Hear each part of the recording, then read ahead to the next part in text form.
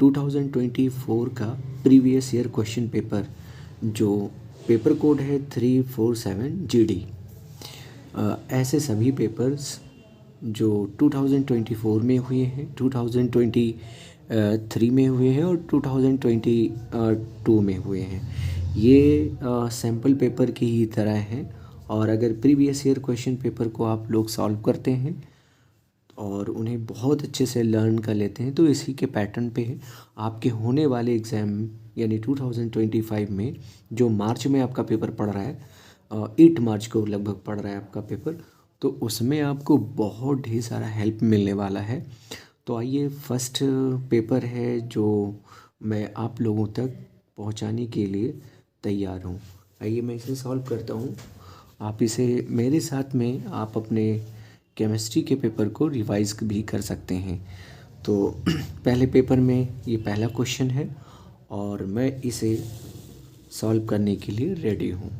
देखिए, यहाँ पे क्वेश्चन हिंदी में भी है और यही क्वेश्चन इंग्लिश में दिया हुआ है, तो दोनों पोर्शन है, आप देख लें। मैं इंग्लिश वाले लैंग्वेज को पेपर पढ़ूँगा और मैं उसी से डेटा नोट करके और सॉल्व करूँगा, और हिंदी वाले क्वेश्चंस आप एक बार ऐसे देखकर और मेरे साथ इसे सॉल्व कर सकते हैं। तो मैं स्टार्ट कर रहा हूँ। ये क्वेश्चन पेपर है आपका, और इस क्वेश्चन पेपर में आप देख रहे हैं कि पहले का ए है और इसका है which of the following has lowest osmotic pressure. इसमें सबसे कम ऑस्मेटिक प्रेशर किसका है? पोटेशियम क्लोराइड सोल्यूशन का है कि गोल्ड सोल्यूशन है, मैग्नीशियम क्लोराइड सोल्यूशन है और एल्यूमिनियम फॉस्फेट है। ये 4 ऑप्शन आपके दिए हुए हैं। इन 4 ऑप्शन में आपका राइट वाला कौन है? तो हम जानते हैं जो ऑस्मेटिक प्रेशर होता है उसको हम पाई से लिखते हैं, और ये होता है ICRT। ये है वेंट ऑफ फैक्टर।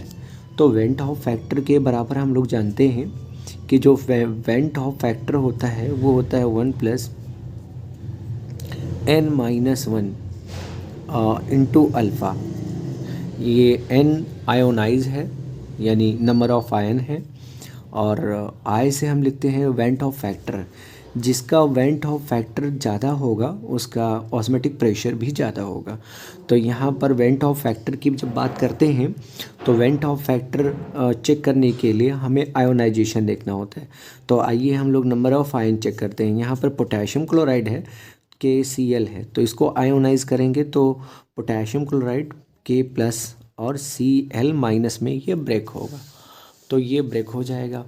तो इसमें आयन कितने हुए? 2 हुए। तो वेंट ऑफ फैक्टर यहाँ पर आप अगर चेक करेंगे तो आएगा 2। कैसे? हम यहाँ पर 1+ लिखेंगे और ये आपका हो जाएगा, ये जो n है n के जगह पर आप लिखेंगे 2, क्योंकि नंबर ऑफ आयन टोटल कितने? 1 और 1 2, माइनस हम यहाँ पर लिखेंगे 1।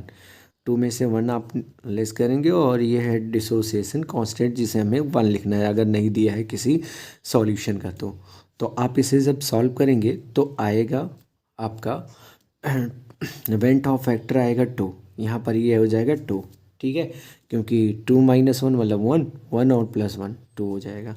तो पोटेशियम क्लोराइड का हमने निकाला। ऐसे जो गोल्ड सोल्यूशन है, गोल्ड सोल्यूशन जो होता है वो डिसोसिएट नहीं होता, तो जिसका डिसोसिएट नहीं होता है उसका वेंट ऑफ फैक्टर मान लेते हैं 1 है ना, इसका 1 होगा। और उसके बाद में मैग्नीशियम क्लोराइड जो है वो होता है MgCl2। तो हम इसे जब आयोनाइज करेंगे तो ये वाला हो जाएगा Mg पे +2, और क्लोराइड आयन कितने हो जाएंगे? 2। तो आयन यहाँ पे 2 ये हो गया और आपका एक मैग्नीशियम हो गया, 3 आयन हुए। तो यहाँ पर 3 आयन देख रहे हो, तो वेंट ऑफ फैक्टर की वैल्यू कितनी आएगी? 3 आएगी। तो जो वेंट ऑफ फैक्टर है वो 3 है, किसका? तीसरे वाले का। और एल्यूमिनियम फॉस्फेट लिखा हुआ है, एल्यूमिनियम फॉस्फेट, एल्यूमिनियम पे +3 और फॉस्फेट पे होता है -3। ये दोनों जुड़ के बनते हैं AlPO4। तो देखिए यहाँ पर भी आयन कितने हैं? 1 1 2, टोटल आयन कितने हैं? 2। तो वेंट ऑफ फैक्टर इसका कितना हो गया? 2। तो आप देख रहे हैं सबसे कम किसका है? तो गोल्ड सोल्यूशन का है। तो गोल्ड सोल्यूशन यहाँ पर हमारा क्वेश्चन का आंसर कौन सा सही हो गया? दूसरा। तो क्वेश्चन नंबर 1A का हमारा कौन सा ऑप्शन करेक्ट है? तो आप बताएंगे कि नंबर 2 यानी ए का दूसरा वाला आपका सही हो गया। अब आप लोग देखते हैं क्वेश्चन नंबर 1 का भी है among the following which is more acidic. तो यहाँ पर दिए हुए हैं आपके 4 ऑप्शन। एक है आपका वाटर मॉलिक्यूल, एक है आपका फिनॉल है, और ये वाला एथेनॉल है, और ये एसीटोन है, sorry ethyl di methyl ether है। तो डाई मेथाइल ईथर और ये वाटर, ये न्यूट्रल होता है, ये भी लगभग न्यूट्रल है। तो यहाँ पर एसिडिक प्रॉपर्टी या ऑप्शन नंबर 2 में है, और इसके अलावा थर्ड में है। तो इन दोनों में हम कंपेयर करेंगे तो हम जानते हैं कि एक मेरे पास में है बेंजोइक एसिड, सॉरी और फिनॉल है। तो यहाँ पर एक हो गया फिनॉल और दूसरा वाला हो गया मेरा C2H5OH है, तो इसे हम एथेनॉल कहेंगे। तो एथेनॉल में रेजोनेंस नहीं है, इसमें रेजोनेटिंग स्टेबलाइजेशन पाई जाती है, मतलब रेजोनेंस प्रॉपर्टी पाई जाती है। जिसमें रेजोनेटिंग स्ट्रक्चर होता है उसकी स्टेबिलिटी बहुत ज़्यादा होती है, और जितना ज़्यादा इसके अंदर स्टेबिलिटी होगी उसके अंदर एसिडिक प्रॉपर्टी ज़्यादा होगी। तो आइए हम लोग देखते हैं इसका वाला जो है सेकंड वाला क्वेश्चन, मतलब बी का सेकंड वाला ऑप्शन आपका सही हो जाएगा। तो ये है क्वेश्चन 1 का बी का राइट आंसर, यानी फिनॉल वाला। अब देखिए ल्यूकोस रेजेंट दे रखा है, कॉन्सेंट्रेट HCl है, एनहाइड्रस जिंक क्लोराइड है, लेड प्लस बेरियम सल्फेट है, dilute HCl anhydrous zinc chloride है, और नन ऑफ दिस है। तो हमें याद रखना है concentrate HCl plus anhydrous zinc chloride, ये जो होता है ल्यूकोस रेजेंट होता है। तो ल्यूकोस रेजेंट किसे कहते हैं? तो हम concentrate HCl plus anhydrous zinc chloride को हम लोग कहते हैं ल्यूकोस रेजेंट। आइए ल्यूकोस रेजेंट हो गया, और हम अगले क्वेश्चन की तरफ बढ़ते हैं। तो देखिए अगले वाले क्वेश्चन की तरफ बढ़ते हैं कि हमारे ऑब्जेक्टिव में डी वाले क्वेश्चन हैं।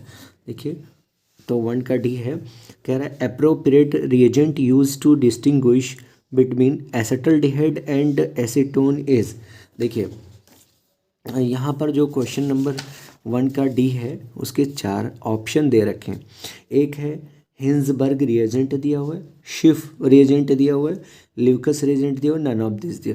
हिंसबर्ग जो होता है वो होता है प्राइमरी सेकेंडरी टर्शरी एमाइन को डिफाइन करने के लिए, मतलब इसे आप सेपरेट कैसे कर पाओगे, पहचान कैसे पाओगे, डिटेक्ट कैसे कर पाओगे कि प्राइमरी एमाइन, सेकेंडरी एमाइन और टर्शरी एमाइन क्या है।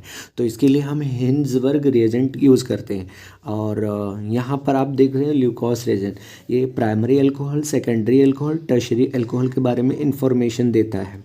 लेकिन जो शिफ बेस होता है, सिफ रिएजेंट होती है, वो आपका एल्डिहाइड और कीटोन के प्रेजेंस के टेस्ट के लिए होता है। तो यहाँ टेस्ट हम किसकी करने जा रहे हैं, पहचान किसकी करने जा रहे हैं? तो एल्डिहाइड क्या है और कीटोन में दोनों में डिफरेंस क्या है, उसकी पहचान करने के लिए, हम डिस्टिंग्विश करने के लिए हम शिफ बेस का यूज़ करेंगे, यानी हमारा ये वाला ऑप्शन सही होगा, सेकंड वाला। अगला देखते हैं ए का है which of the following amine does not give carpal amine reaction.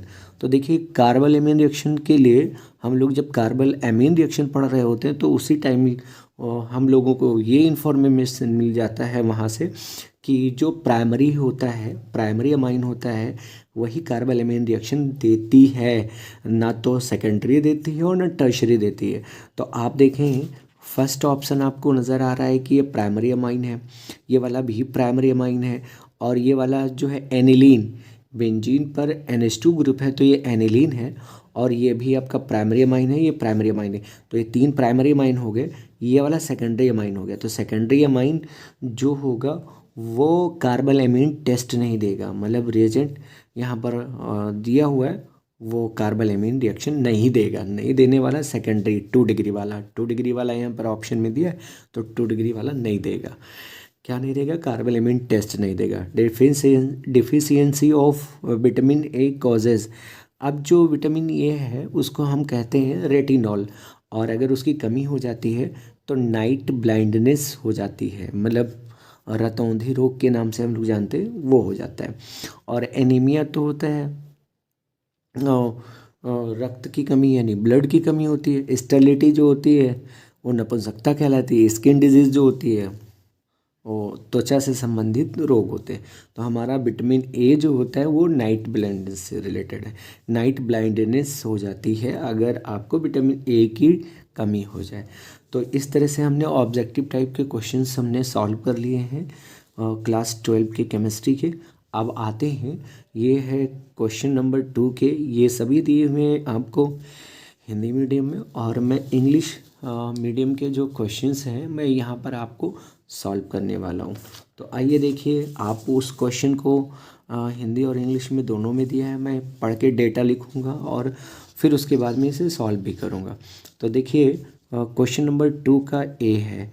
इसमें क्या दिया हुआ है कि at 20 degree Celsius the osmotic pressure of 45 gram per litre solution of a substance is 3.2 atmosphere.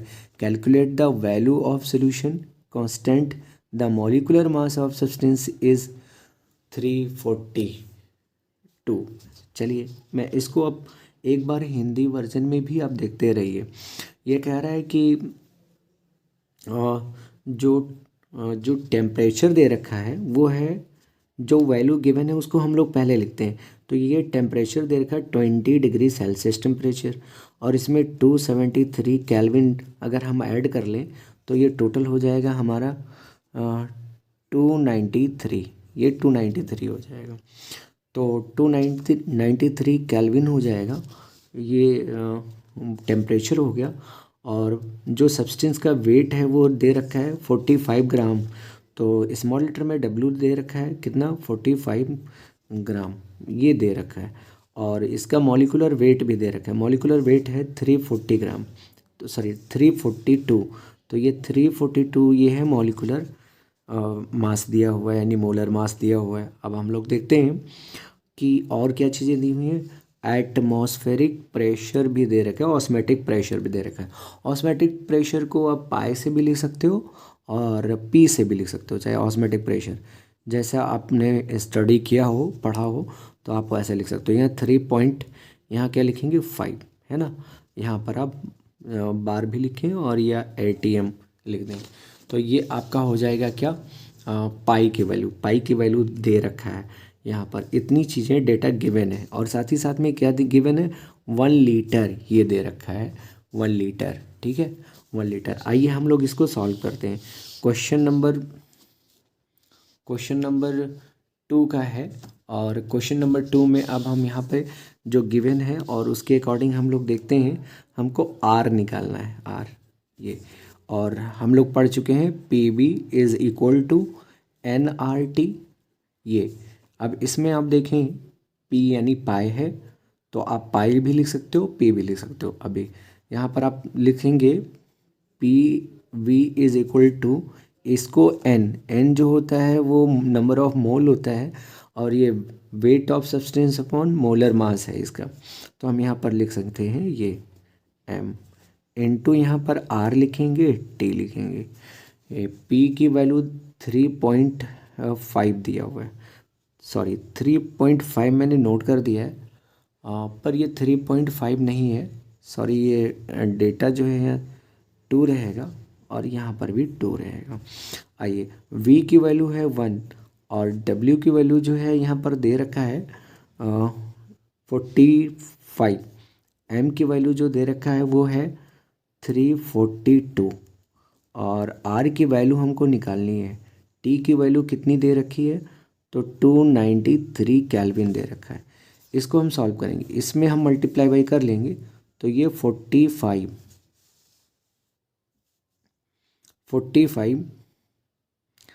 R into हम लिखेंगे 293, और इसमें मल्टीप्लाई बाई करेंगे तो ये हो जाएगा 3.2, और फिर इंटू लिखेंगे 342।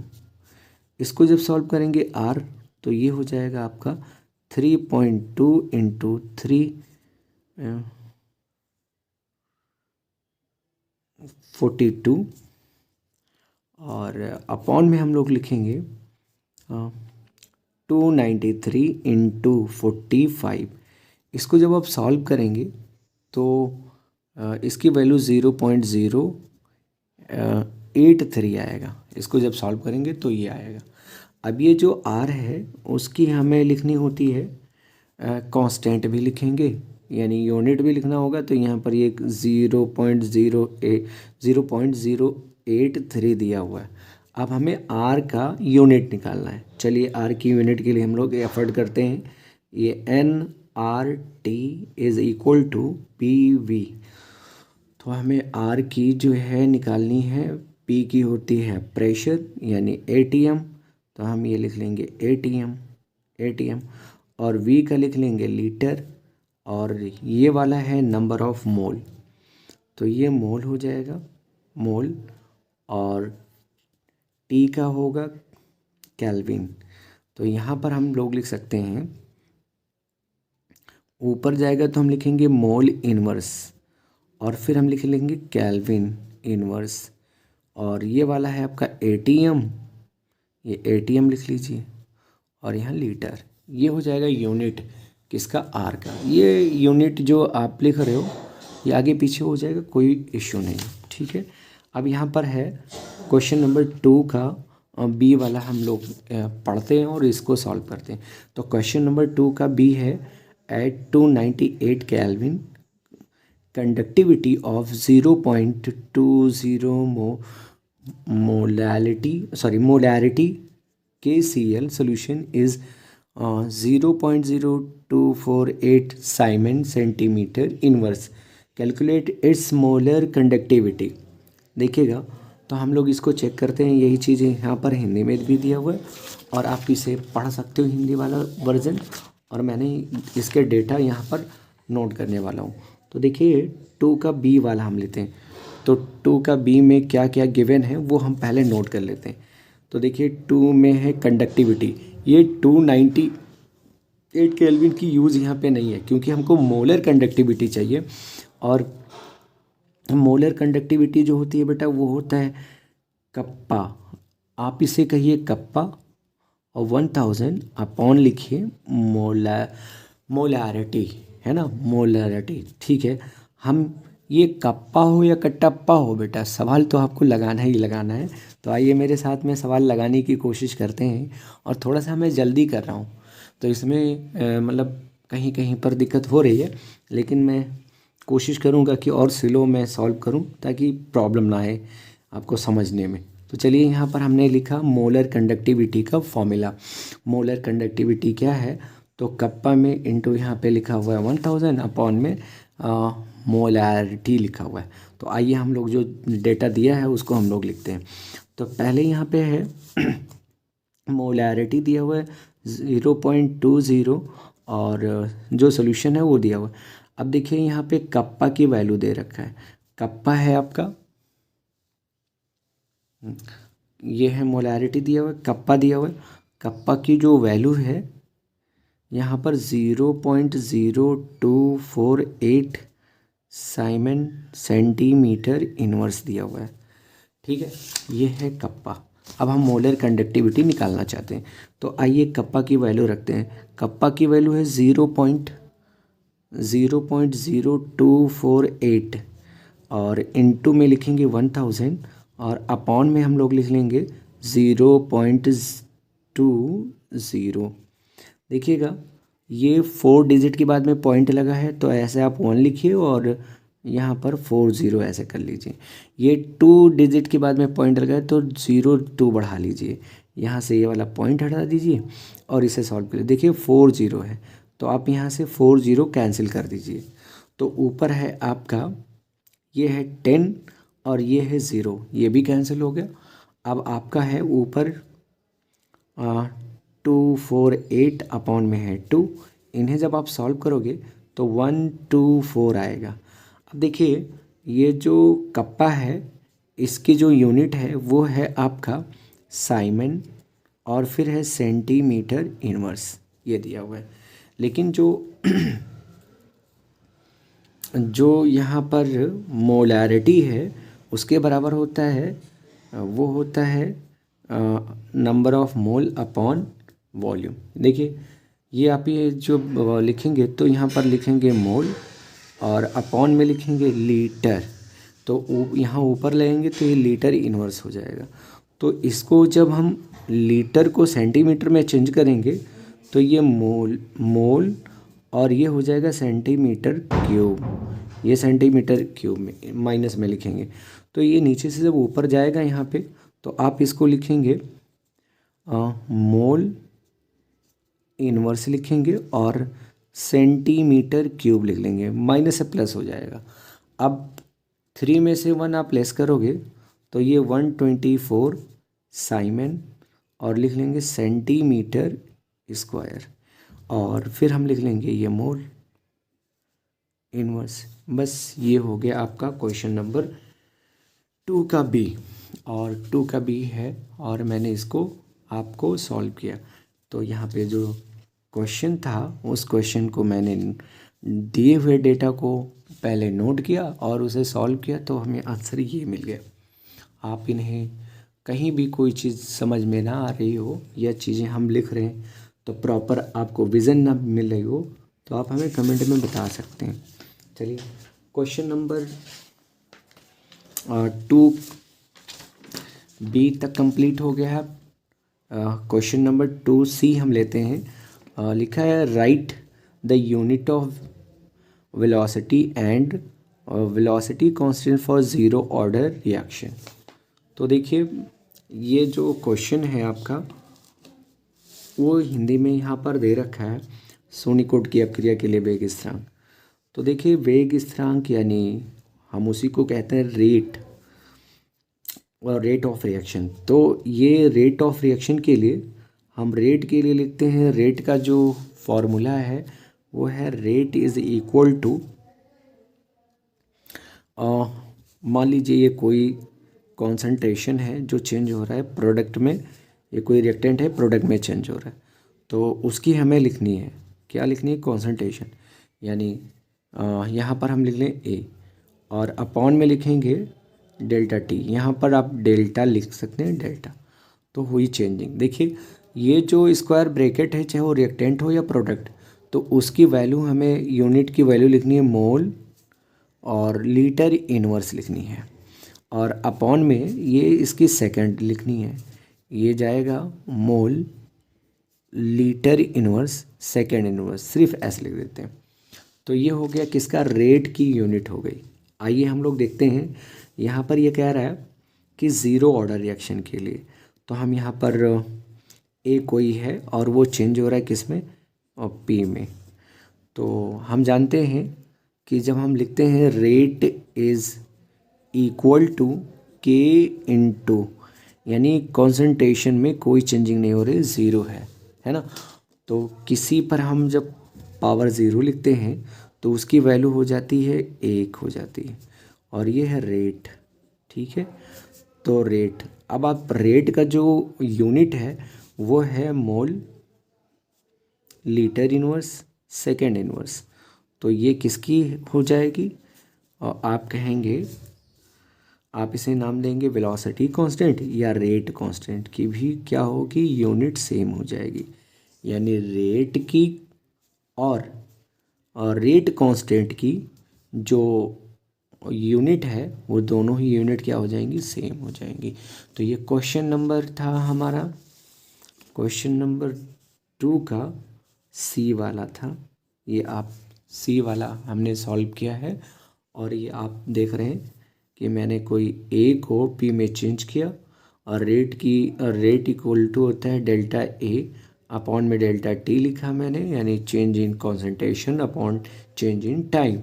तो इसकी यूनिट हमने लिखा, ये यूनिट हमने यहाँ पे लिखा, ये रेट की यूनिट हो गई। और जब ज़ीरो ऑर्डर था तो मैंने यहाँ पे ज़ीरो लिखा, यानी कॉन्सेंट्रेशन में कोई चेंजिंग नहीं, 1 लिख दिया। तो यहाँ पर rate of reaction is equal to होता है रेट कांस्टेंट। तो इसकी जो यूनिट है वो भी क्या हो गया, सेम हो गया। आइए अगले क्वेश्चन की तरफ बढ़ते हैं। जो क्वेश्चन नंबर है आपका डी, क्वेश्चन नंबर है डी। क्वेश्चन नंबर डी में है IUPAC नेम पूछा रहा है आपसे और वो हम यहाँ पे लिखा हुआ है। तो आप यहीं पर सॉल्व कर सकते हैं, 1 2 3 और ये वाला हो जाएगा 4 और ये वाला हो जाएगा 5। चाहे तो आप ऐसे लिख सकते हैं CH3 CH CH2 CH2 और आप यहाँ पर लिखें CHO। इस वाले पर CH3 वाला ग्रुप जुड़ा हुआ है, तो 1 2 3 4 एंड 5। तो क्वेश्चन नंबर 2 का डी है और डी का पहला पार्ट है ये। तो इसका अगर हमें IUPAC नेम बताना हो तो हम लिखेंगे क्वेश्चन नंबर 4 में देख रहे हैं आपकी सॉरी जो फोर्थ पोजीशन है उस पे लिखा है मेथाइल ग्रुप, तो आप कहेंगे 4 मेथाइल। इसे हम पढ़ेंगे 4 मेथाइल। ये है 4 मेथाइल। 4 मेथाइल के बाद में 5 कार्बन है, तो आप कहेंगे पेंट, सिंगल बॉन्ड के लिए एन, और इस वाले के लिए लिखे हैं अल, तो इसका 4 मेथाइल पेंटेनल इसका नाम हो गया। सेकंड वाला जो पार्ट है आपका वो है, सेकंड वाला जो पार्ट है वो है आपका ये, यहाँ पर देख सकते हैं कि CH3 CO CH2 CO CH3 दिया हुआ है। अगर हम लिखें 1 2 3 4 एंड 5, तो कार्बन नंबर 2 पे कार्बन नंबर 4 पे क्या है, 2 बार है कीटोन, तो यहाँ पर लिख सकते हैं पेंट। पेंट 5 कार्बन के लिए पेंट, और फिर लिखेंगे 2,4 डाई, 2 बार है क्या है ऑन, तो इसका नाम हो गया पेंट 2,4 डाई ऑन। तो आइए हम लोग क्वेश्चन नंबर 3 का ए वाला सॉल्व करते हैं। The velocity of a gaseous reaction is halved whereas the volume of the pot is doubled. Calculate the order of reaction। यानी हम कह सकते हैं कि कोई गैसियस रिएक्शन है, उसकी जो रेट है उसको हाफ कर दिया जा रहा है, रेट को हाफ किया जा रहा है, लेकिन जो उसकी वॉल्यूम है पॉट की उसको डबल किया जा रहा है ना। तो ऑर्डर ऑफ रिएक्शन क्या होगा, तो हमें 2 इक्वेशन इसमें बनाना पड़ेगा। फर्स्ट इक्वेशन जो होगा वो आपका रेट ऑफ रिएक्शन का, हमें किसी भी रेट ऑफ रिएक्शन के लिए फॉर्म लिखना होगा, और रेट को हम लिखते हैं R से, और लिखेंगे रेट को K, और कॉन्सेंट्रेशन A या B, मान लीजिए हमने A लिख दिया कॉन्सेंट्रेशन, उसके पावर मुझे नहीं मालूम है और रेट ऑफ रिएक्शन नहीं मालूम है, तो मुझे वहाँ पर N लिखना होगा। ये क्वेश्चन नंबर आपका A वाला है 3 का, और इसको इक्वेशन नंबर हम फर्स्ट मान लेंगे, इक्वेशन नंबर फर्स्ट मान लेंगे। और इक्वेशन नंबर 2 क्या बनेगा कि अगर हम रेट को क्या करते हैं, हाफ कर देते हैं, इसे हाफ कर दे रहे हैं, ठीक है। वेलोसिटी बोलिए रेट बोलिए एक ही चीज़ है, तो यहाँ पर रेट को जब हम हाफ कर रहे हैं तो हो क्या रहा है, यहाँ पर जो वॉल्यूम है ये हाफ, तो यह यहाँ पर लिख सकते हैं कॉन्सेंट्रेशन A का हम कर रहे हैं हाफ, ये हो जाएगा हाफ, और इसके पावर N लिखना है, ये हो जाएगा इक्वेशन नंबर 2। देखिए ये इस वाले का ये ट्वाइस है, मतलब ये हाफ है तो उसका डबल ये 1 है। अब हम इक्वेशन नंबर 1 एंड 2 से ये 2 ले लेंगे, ठीक है, और इसे सॉल्व कर लेंगे। यानी इक्वेशन नंबर 1 को 2 से डिवाइड कर देंगे। इक्वेशन नंबर 2 क्या है, 1 क्या है, तो लिखेंगे R अपॉन में लिखेंगे R/2 लिखेंगे, इज इक्वल टू, हम यहाँ R की वैल्यू लिखेंगे K, और यहाँ पर है कॉन्सेंट्रेशन A के पावर है N, और अपॉन में हम लिखेंगे K इंटू A/2। तो आप यहाँ पर N लिख सकते हो और यहाँ भी N लिख सकते हो। तो ये K से K कैंसिल होगा, R से R कैंसिल होगा, ये पलट जाएगा, यहाँ पे हो जाएगा 2, और ये A से A वाला कैंसिल हो जाएगा, ये भी पलट कर हो जाएगा 2 के पावर N, ये 2 के पावर N होगा, यानी यहाँ पर पावर इसका क्या होगा 1 होगा, तो N की वैल्यू क्या हो जाएगी 1। यानी ऑर्डर ऑफ रिएक्शन की जब बात करेंगे, ऑर्डर ऑफ रिएक्शन की बात करेंगे तो आएगा 1। तो यहाँ पर हमारा फर्स्ट वाला इक्वेशन सॉल्व हो गया। ये क्वेश्चन नंबर फर्स्ट का ए, तो आप सॉरी क्वेश्चन नंबर थर्ड का ए हमने कंप्लीट कर लिया। क्वेश्चन नंबर थर्ड के ए को हम इस तरह से सॉल्व करेंगे, ठीक है। अब आते हैं क्वेश्चन नंबर थर्ड का बी लेते हैं। क्वेश्चन नंबर थर्ड का बी है, क्वेश्चन नंबर थर्ड का बी है कि हिंदी में दिया हुआ है संक्रमण धातुओं की दो विशेषताएं, और यहाँ पर है right to characteristics properties of transition metals. तो ट्रांजिशन मेटल की हमें क्या बतानी है, प्रॉपर्टी बतानी है। तो ट्रांजिशन मेटल की जो प्रॉपर्टी है यानी डी ब्लॉक के एलिमेंट की प्रॉपर्टी को, वो हम लोग जानते हैं कि डी ब्लॉक के जो एलिमेंट होते हैं वो कलरफुल आयन बनाते हैं। इसके मोस्ट ऑफ आयन कैसे होते हैं, कलरफुल होते हैं। पहली बात ये हो गई कि ये कलरफुल आयन को बनाते हैं। दूसरा हम जानते हैं कि ये मेटालिक प्रॉपर्टीज लाइक कैसे होते हैं, हार्ड होते हैं, लस्टर्स होते हैं, मैलेबल होते हैं, डक्टाइल होते हैं। ये सब इनकी प्रॉपर्टी है डी ब्लॉक के एलिमेंट की। साथ ही साथ में जो ये हम कह सकते हैं कि इनका जो ऑक्सीडेशन नंबर है वो वेरिएबल होता है।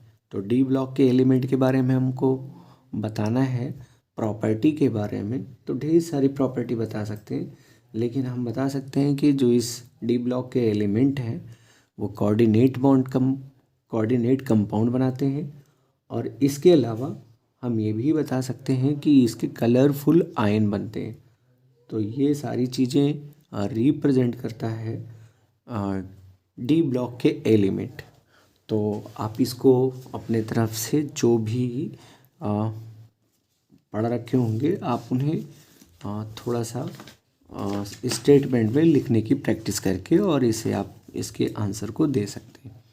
आइए क्वेश्चन नंबर थर्ड का सी है, और थर्ड के सी में दे रखा है कि इस रिएक्शन को कंप्लीट कीजिए। देखिए जैसे यहाँ पर आप देख रहे हो कि जो क्वेश्चन नंबर थर्ड है उसके सी में है एसिटामाइड CH3CONH2। इसको हम फॉस्फोरस पेंटा ऑक्साइड के प्रेजेंस में हीट कर रहे हैं। जब हीट कर रहे हैं तो ये यहाँ से वाटर मॉलिक्यूल एलिमिनेट हो जाएगा और ये बन जाएगा CH3 और CN, यानी हम इसे कहेंगे मेथिल साइनाइड, यानी मेथाइल साइनाइड बनेगा। और साथ साथ में आप इसे IUPAC नेम में कहेंगे एथेन नाइट्राइल। और ये आप देखें यहाँ पर आप देख रहे हो कि SN+HCl है, ऑब्लिक लिखा है, आप ऑब्लिक लिख सकते हैं। तो यहाँ पर हम ऐड क्या करने वाले हैं, नेसेंट हाइड्रोजन, कितने 4, 2 यहाँ पे ऐड करेंगे तो CH3CH2 हो जाएगा, और 2 हम नाइट्रोजन पे ऐड करेंगे तो ये NH2 हो जाएगा। इसका नाम हो जाएगा एथेन अमाइन, या आप कह सकते हो इसको एथिल अमाइन। तो इस तरह से इसको हमने, ए वाला हमारा बन गया है क्या, ये है आपका मेथाइल साइनाइड, और बी वाला पार्ट है आपका एथाइल अमाइन। तो ये हमने कंप्लीट कर लिया क्वेश्चन नंबर थर्ड का है ये वाला सी। और इसके अलावा है क्वेश्चन नंबर, हम लोग देख रहे हैं कि what is nucleic acid, right it's 2 important function. तो न्यूक्लिक एसिड के बारे में हम लोग जानते हैं कि ये बायो मॉलिक्यूल्स एक टाइप के जो हैं, ये बायोमॉलिक्यूल्स होते हैं जो लिविंग सेल्स में पाई जाती है, लिविंग सेल्स के न्यूक्लियस में पाई जाती है, और न्यूक्लियोप्रोटीन के रूप में पाई जाती है या क्रोमोसोम्स के रूप में पाई जाती है, आप कह सकते हैं ऐसा। तो न्यूक्लिक एसिड मेनली 2 टाइप के होते हैं, एक होता है DNA और दूसरा होता है RNA। तो डीएनए और आरएनए, डीएनए को हम कहते हैं डीऑक्सी राइबो न्यूक्लिक एसिड और आरएनए को राइबो न्यूक्लिक एसिड के नाम से हम लोग जानते हैं। डीएनए जो होता है वो जेनेटिक मटेरियल होता है, जैसे कि हम लोग जानते हैं कि तमाम ऐसे जेनेटिक्स के प्रॉपर्टी होती है जो एक पीढ़ी से दूसरी पीढ़ी, दूसरे से तीसरी पीढ़ी, यानी जनरेशन टू जनरेशन क्या होता है, ट्रांसफ़र होता रहता है डीएनए के थ्रू। पेरेंटल कैरेक्टर ट्रांसफ़र होता रहता है, जैसे मम्मी पापा, दादा दादी, नाना नानी, इन सब से कुछ आपको मिलते हैं, उनके बाल हैं, आँखों के कलर हैं, फेस बनावट है, ये सारी चीज़ें आपको पेरेंटल कैरेक्टर के रूप में आपके अंदर आती हैं। तो ये जो होता है थ्रू किसके होता है, डीएनए के थ्रू। और डीएनए में दूसरी बात ये सबसे इम्पोर्टेंट होता है सेल्फ रेप्लिकेशन में इसमें प्रॉपर्टी पाई जाती है ना, जो सेल्फ रेप्लिकेशन की प्रॉपर्टी होती है, बहुत इम्पोर्टेंट है इसमें। इसके अलावा जो जो आपका न्यूक्लिक एसिड है, न्यूक्लिक एसिड का दूसरा सबसे इम्पोर्टेंट फंक्शन ये होता है कि सेल्फ ये प्रोटीन बनाने की कैपेसिटी को, मतलब सिंथेसिस करने की प्रॉपर्टी रखते हैं। और मतलब प्रोटीन का संश्लेषण जो होता है तो कह सकते हैं कि इन्हीं के थ्रू होता है। तो हम ये दो इम्पोर्टेंट फंक्शन इसके लिख सकते हैं इस तरह से। तो ये है क्वेश्चन नंबर 3 के हमारे सभी क्वेश्चन हो गए A B C and D। आइए हम लोग क्वेश्चन नंबर 4 सॉल्व करते हैं। क्वेश्चन नंबर 4 में दिया है कि for a first order reaction prove that the time taken in completion of 3/4 part of the reaction is 2 times that of its half life period। तो कोई एक कह सकते हैं कि फर्स्ट ऑर्डर रिएक्शन है और जो हमें प्रूव करना है कि इस रिएक्शन को कंप्लीट होने के लिए जो 3/4 का पार्ट है रिएक्शन का, वो कंप्लीट होने के लिए जो इस रिएक्शन का हाफ लाइफ होगा उसके दुगने के बराबर होगा, 2 टाइम्स के बराबर होगा। तो इसी बात को हम लोग यहाँ पे सॉल्व करेंगे। तो रिएक्शन बनाते हैं और आइए इसे सॉल्व करते हैं। तो देखिए क्वेश्चन के अकॉर्डिंग हम लोग यहाँ पर जो डेटा है पहले हम उसको नोट करेंगे। तो पहले है फर्स्ट ऑर्डर रिएक्शन, तो हम यहाँ पर फर्स्ट ऑर्डर रिएक्शन को यहाँ पे नोट करनी लिखेंगे 4th A। क्वेश्चन नंबर है 4th A और इसे हम लिखेंगे फर्स्ट ऑर्डर रिएक्शन। तो फर्स्ट ऑर्डर रिएक्शन जब हम यहाँ पर नोट करेंगे फर्स्ट ऑर्डर रिएक्शन, तो इसका इक्वेशन होता है K is equal to 2.303 upon में लिखेंगे T और फिर लिखेंगे into log A/A minus x, ये होगा। तो हम कुछ वैल्यू को यहाँ पर मान लेते हैं, लाइक यहाँ पर लिखते हैं लेट इनिशियल कॉन्सेंट्रेशन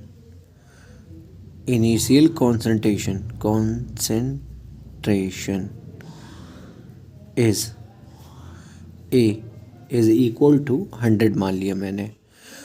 तो फाइनल के लिए आप लिखेंगे final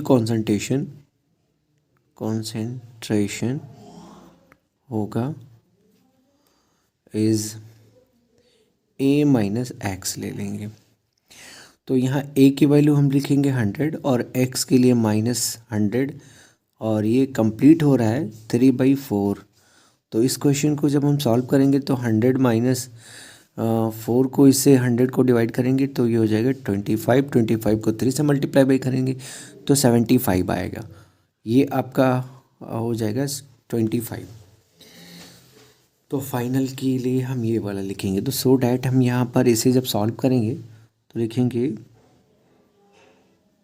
so that K is equal to 2.303 upon में लिखेंगे T3/4 इंटू लिखेंगे लॉग, और ये 100 है और अपॉन में 25। 25 से इसे 100 को कैंसिल करेंगे तो 4 होगा, और इसको हम लिख सकते हैं 3/4 2.303 अपॉन में लिखेंगे कि log 4। इक्वेशन नंबर 1 इसे मान लेते हैं। अब अगेन हम कुछ अगेन क्या लेंगे, जो बात किया है उसने टी हाफ के लिए, तो टी हाफ मैं यहाँ पर टी हाफ लिखूँगा। तो टी हाफ के लिए 2.303 अपॉन में लिखेंगे के, और लॉग, देखिए पहले जो कॉन्सेंट्रेशन था वो फाइनल कॉन्सेंट्रेशन है 25, तो 25 का 2 टाइम्स हो जाएगा 50, तो यहाँ पर हो जाएगा 50। तो ये पहले इनिशियल वाला है 100 है और फाइनल वाला आपका है अब 50, तो इसे 50 से इसको डिवाइड करेंगे तो 2 आएगा, यानी हम यहाँ पर लिखेंगे T half is equal to 2.303 upon में लिखेंगे के लॉग 2 हो जाएगा। तो इक्वेशन नंबर ये वाला सेकंड है, इक्वेशन नंबर सेकंड।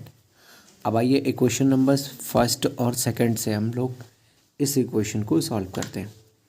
तो इक्वेशन नंबर हम लिखेंगे इक्वेशन फर्स्ट एंड सेकंड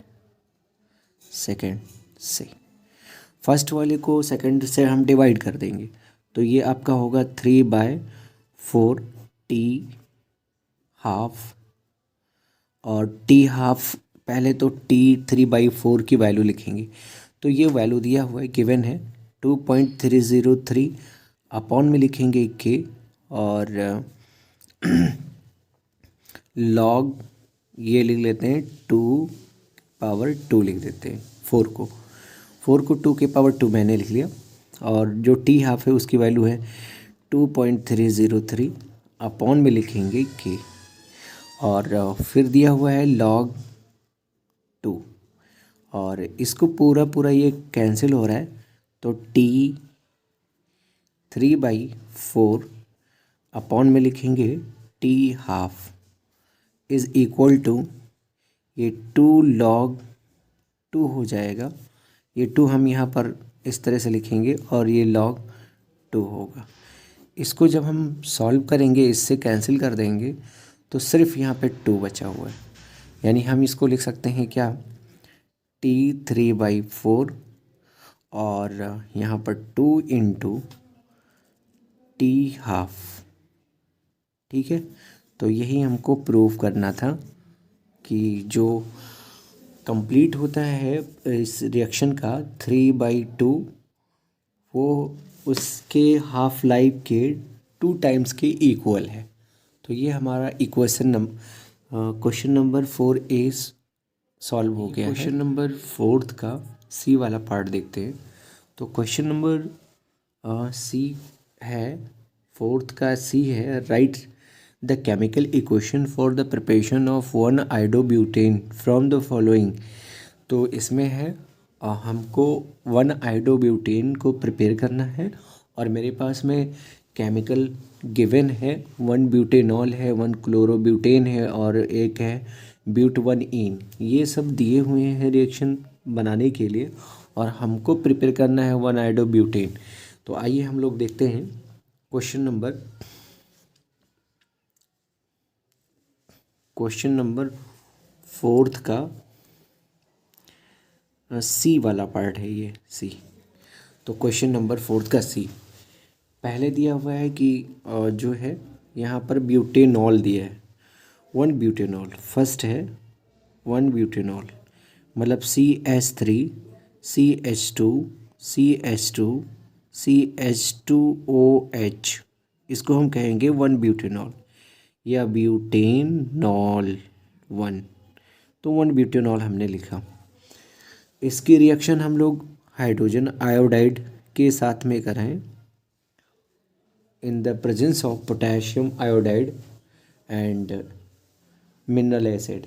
तो ये चेंज हो जाएगा वाटर मॉलिक्यूल में और फिर ये बन जाएगा आपका CH3 और लिखेंगे CH2I। ये हो गया 1-आइडोब्यूटेन प्लस वाटर मॉलिक्यूल भी साथ साथ में रिलीज होगी बनेगी। तो ये हो गया हमारा फर्स्ट 4 का सी का फर्स्ट हो गया। सेकंड वाला पार्ट देखते हैं क्या है। इसमें है 1-क्लोरोब्यूटेन। तो ब्यूटेन फिर मुझे लेना है वो CH3 CH2 और फिर है CH2Cl। इसको हमें रिएक्शन करवा दें सोडियम आयोडाइड के साथ, एसीटोन के प्रेजेंस में इसे हीट कर दें। तो होगा क्या, ये सोडियम क्लोराइड बन के अलग हो जाएगा, सोडियम क्लोराइड। और जो बचा पार्ट है उसको हम ऐड कर लेंगे CH3 CH2 CH2 और हम यहाँ पर लिखेंगे आयोडीन। तो ये 1-आइडोब्यूटेन हमने बना लिया है किससे, सोडियम मतलब हेलोजन के हैलाइड एक्सचेंज के मेथड के थ्रू। थर्ड वाला है हमारा कि लेना है ब्यूट-1-ईन। तो ब्यूट-1-ईन ले लेंगे, यानी ब्यूट का मतलब है 4 carbon CH3 CH2 CH2 CH3 CH2 CH2 लिख दें। इसको हम हाइड्रोजन इसमें ऐड कर देते हैं इन द प्रेजेंस ऑफ निकल, पैलेडियम, प्लेटिनम, कोई भी एक ले। तो मैंने निकल ले लिया और इसमें दोनों हाइड्रोजन एक हाइड्रोजन दोनों पोर्शन पे हम ऐड कर देंगे। तो ये हो जाएगा CH3 CH2 और लिखेंगे CH3। तो ये हो गया ब्यूटेन। इस ब्यूटेन को, ये N ब्यूटेन हमने बना लिया, N ब्यूटेन को हम करेंगे रिएक्शन आयोडीन के साथ। तो यहाँ पर हम इसी को पार्ट को लिख दें CH3 CH2 एंड CH3 और यहाँ पर हम आयोडीन गैस पास करेंगे। तो आयोडीन से हम रिएक्ट करवाने वाले हैं in the presence of hydrogen iodide HiO3 ले लेंगे और इसके साथ में रिएक्शन करवा देंगे। तो होगा क्या CH3 CH2 और लिखेंगे CH2 आयोडीन लिख लेंगे। तो ये क्वेश्चन नंबर 4 का सी वाला हमने कंप्लीट किया। आइए हम लोग क्वेश्चन नंबर 4 सॉल्व करते हैं। क्वेश्चन नंबर 4 का डी वाला पोर्शन है और इसमें दिया है an aromatic compound A on treatment with aqueous ammonia and heating forms a compound B which on heating with bromine and potassium hydroxide forms a compound C of the molecular formula C6H7 and or write the structure and the names of the compound A, B, C। चलिए हम लोग देखते हैं। तो fourth का आपका क्या है, डी वाला है। इसमें कह रहा है कि कोई एरोमेटिक कंपाउंड है ए जो एक्वस अमोनिया के साथ में इसे हीट करते हैं तो बी बनता है, और जो बी है वो है ब्रोमीन और पोटेशियम हाइड्रोक्साइड को गर्म कर देते हैं बी वाले को लेकर, तो बन जाता है C6H7N बन जाता है। तो जो पहचान है इस रिएक्शन में वो ब्रोमीन और पोटेशियम हाइड्रोक्साइड वो है हाफमन ब्रोमाइड रिएक्शन का। तो हाफमन ब्रोमाइड रिएक्शन क्या है, तो उसकी पहचान है ब्रोमीन और पोटेशियम हाइड्रोक्साइड। चूँकि यहाँ पे दिया हुआ है C6H7N, तो ये है एक एनिलीन कंपाउंड, तो ये अमाइड होना चाहिए। बी वाला जो पोर्शन है वो अमाइड होना चाहिए। तो आइए हम लोग चेक करते हैं कि ये क्या है। तो बी वाला होना चाहिए अमाइड और सी वाला जो है वो एनिलीन होना चाहिए। तो आइए हम लोग रिएक्शन करते हैं और रिएक्शन करेंगे तो हमें कुछ इन्फॉर्मेशन मिलेगा। लाइक यहाँ पर हम एक बेंजीन मैंने बनाया और इस बेंजीन पर ले लिया अमाइड ग्रुप CONH2 को हम कहेंगे बेंजामाइड। तो बेंजामाइड है यहाँ पर लिया गया है और इस बेंजामाइड को हमने रिएक्शन करवाया है ब्रोमीन प्लस पोटेशियम हाइड्रोक्साइड के साथ। ये तो इससे हमें मिलेगा एनिलीन मिलेगा, यानी ये आपके हो जाएंगे इस तरह से NH2। तो यही है C6H7N लिखा हुआ है, ये इसी का फॉर्मूला है यानी एनिलीन का। तो ये आपका है बेंजामाइड, ये है बेंजामाइड और इस वाले को हम कहेंगे एनिलीन। ये एनिलीन रिएक्शन है। तो ये वाला आपका हो गया B और ये वाला है आपका C। बाई प्रोडक्ट इसके साथ साथ में बनेंगे जब ये पोटेशियम मतलब बेंजामाइड और ब्रोमीन पोटेशियम हाइड्रोक्साइड के साथ में रिएक्शन होगा तो एनिलीन बनेगी, पोटेशियम कार्बोनेट बनेगा, पोटेशियम ब्रोमाइड बनेगी और बनेगा वाटर मॉलिक्यूल। ये इतनी चीज़ें बनेंगी। तो जो यहाँ पर B और C है, तो B से C ऑब्टेंड हुआ है, C एक अमाइड है।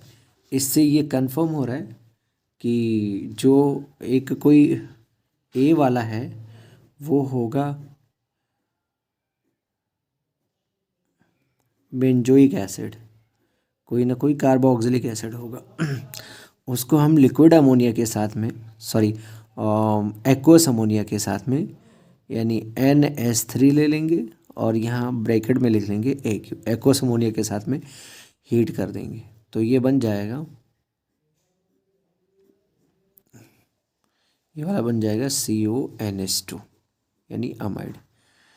तो कहने का मतलब है कि A आपका ये बेंजोइक एसिड है। स्ट्रक्चर आप देखना चाहें तो बेंजोइक एसिड के लिए स्ट्रक्चर आप इस तरह से बना देंगे। ये है आपका C, कार्बन और ऑक्सीजन, ये लिख दें OH, ये A है। और B के लिए है अमाइड, तो अमाइड का स्ट्रक्चर हम लोग इस तरह से बना लें। तो यहाँ पर कार्बन है, इस कार्बन पर डबल बॉन्ड के जरिए से ऑक्सीजन और यहाँ पर लिख लेंगे NH2, ये आपका B वाला पोर्शन। और C में है एनिलीन, ये इसका स्ट्रक्चर इस तरह से कर देंगे।